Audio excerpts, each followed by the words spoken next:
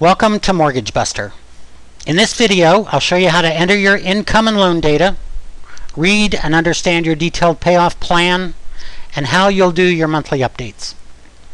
Your Mortgage Buster account has been activated, so let's begin by logging in. When you've logged in for the first time, we'll ask you for detailed information about your home loan, income, and debts. We'll only ask you for this information one time. It's important for you to input accurate information. It might be helpful for you to have your loan documents available for reference.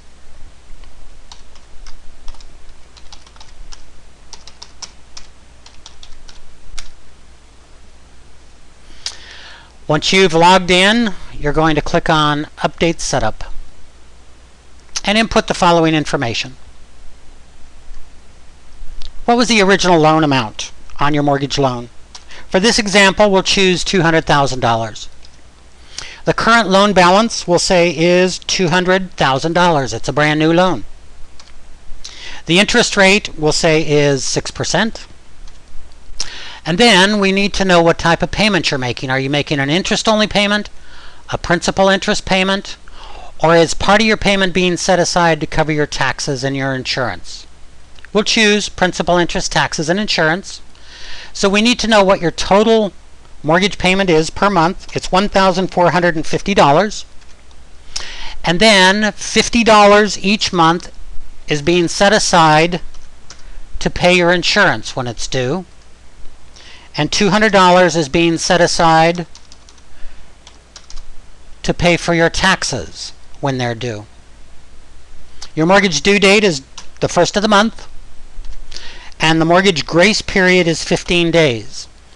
Now, the easiest way to figure out your grace period, if you're not sure what that is if you take a look at your payment coupon, you have two dates on it. You have the due date of your mortgage, which in this case is going to be the first of the month, and you have another date that if you pay after that date, it's the late date, you'll get charged a late fee. And in this case, we'll say it's the 15th of the month. Between the 1st and the 15th, you can make your payment at any time without any penalty. They won't charge you an extra fee. You won't be marked late on your credit report. We're always going to schedule a payment of your mortgage on time, but we're always going to try to pay it as close to the 15th as we possibly can without being late. The loan term, this is a 30-year mortgage, and since it's brand new, we still have 30 years to go. Now we need some information about your home equity line of credit, or your personal line of credit, or your savings account, or your checking account. The Mortgage Buster system will work very well with any one of those items. So first of all, we're going to show you how to put in the information if you're using a checking account or a savings account. So you would put the balance that you have in your savings or checking account in the equity loan high credit limit area. So in this case, the balance on your savings account is $5,000. Okay, since it's not a loan, you don't have a loan balance, so you put in a 0. Since it's not a loan, you're not paying interest, so you put in 0. And since you're not being charged interest, you don't have a due date, so you put in 0. Again, this is how you would input the information if you're using a savings account or a checking account. Now, if you're going to use a home equity line of credit or a personal line of credit, you'll input the information a little bit differently, and let me show you how you do that. So for the equity line high credit amount, you're going to put in the high credit amount for your equity line. And let's say that you've been authorized to have an equity line amount of $10,000. You currently have a balance on your equity line account of $1,000. That means that you drew some money out of your equity line at some point in the past and haven't yet repaid it. It also means that we have $9,000 available in your equity line that we can still use to accelerate the payoff of your mortgage. Okay, the interest rate on your equity line account is 4.5%, and your payment due date is, or your payment due date for the interest on your equity line is the 20th of the month.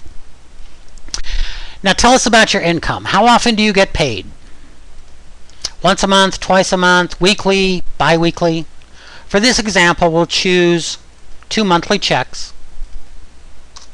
One for $2,500 and another one for $2,500. That's a total of $5,000 that you get in salary. If you're getting paid bi-weekly, that means that at least 1 month, possibly 2 months per year, you'll actually receive 3 paychecks. We're not going to ask you to try to figure out when those months are. You'll just tell us about it after it's happened. So next month, if you receive 3 paychecks, you'll just tell us in your monthly update that you've received the 3 paychecks and give us a total amount that you received. And I'll show you how that works in just a second. Okay, if you have other income, kind of reoccurring income that you get every month, it could be interest income, it could be net rental income, maybe alimony, child support. You'd put that in here, and let's say you get an extra $100. So your total income now is $5,100. We need to know what your total expenses are for the month, excluding your house payment. You already told us about your house payment up above. We want to know about all those other expenses. So this figure needs to be your total monthly expenses, excluding your house payment. And we'll say that it's $2,600. Okay, tell us about your credit card. Now this could be 1 credit card, this could be 2 credit cards. What's your credit card high limit? We'll say it's $10,000. Now the reason we want to know about your credit card is we're always going to schedule a payoff of your credit card. We don't want to be paying interest on your credit card.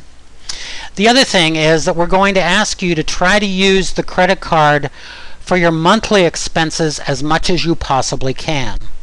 The reason for that is because a credit card kind of gives us a period of time where it's free money.